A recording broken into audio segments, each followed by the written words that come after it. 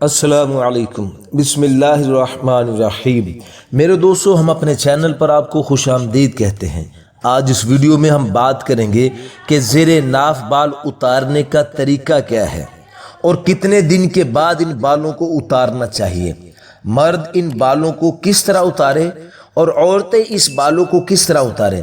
کیا عورت سیفٹی کے ساتھ اپنے بال اتار سکتی ہے؟ یہ ساری معلومات انشاءاللہ تفصیل کے ساتھ آج کی اس ویڈیو کے اندر میرے دوستوں ہم آپ کے سامنے رکھیں گے۔ آپ اس ویڈیو کو اینڈ تک ضرور سنیے اور مزید ہماری ایسی ویڈیوز کے لیے آپ ہمارے چینل کو سبسکرائب کر دیں اور بیل نوٹیفیکیشن پر کلک کر دیں تاکہ ہر نئی آنے والی ویڈیوز کا نوٹیفیکیشن میرے دوستوں بر وقت آپ کو مل سکے۔ تو میرے دوستو، پہلے بات کرتے ہیں کہ کیا مرد اور عورت سیفٹی استعمال کر سکتے ہیں؟ تو اس کے جواب میں میرے دوستو علماء کرام ارشاد فرماتے ہیں کہ مرد اور عورت دونوں ہی سیفٹی استعمال کر سکتے ہیں، لیکن میرے دوستو یہاں پر فرماتے ہیں کہ عورت کے لیے زیادہ بہتر یہ ہے کہ وہ کریم یا پاؤڈر استعمال کرے۔ لیکن اگر کوئی یہ کہے کہ عورت سیفٹی استعمال نہیں کر سکتی تو یہ غلط بات ہے۔ عورت سیفٹی بھی استعمال کر سکتی ہے اور مرد صرف سیفٹی ہی استعمال کرے، یہی اس کے لیے بہتر ہے۔ اب میرے دوستو اگلی بات کرتے ہیں کہ ان بالوں کو کتنے دنوں کے بعد اتارنا چاہیے۔ تو میرے دوستو علماء کرام ارشاد فرماتے ہیں کہ ان بالوں کو ہم ہفتے بعد اتارتے رہیں تو بہت بہتر ہے، اور حکمت کے اعتبار سے بھی میرے دوستو علماء فرماتے ہیں کہ جتنی جلدی ہم زیر ناف بالوں کو اتاریں گے حکمت کے اعتبار سے اتنا ہی بہتر ہے۔ ان بالوں کو جلدی اتارنے کی وجہ سے جسم کے اندر قوت پیدا ہوتی ہے۔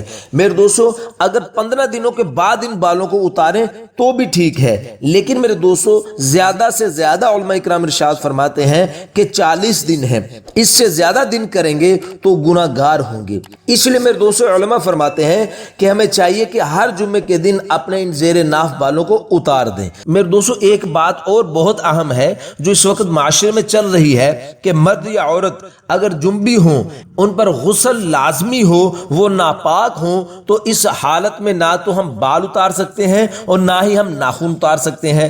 تو اس کے بارے میں علماء کرام فرماتے ہیں کہ یہ سب باتیں غلط ہیں، ہم بال بھی اتار سکتے ہیں اور ناخن بھی اتار سکتے ہیں۔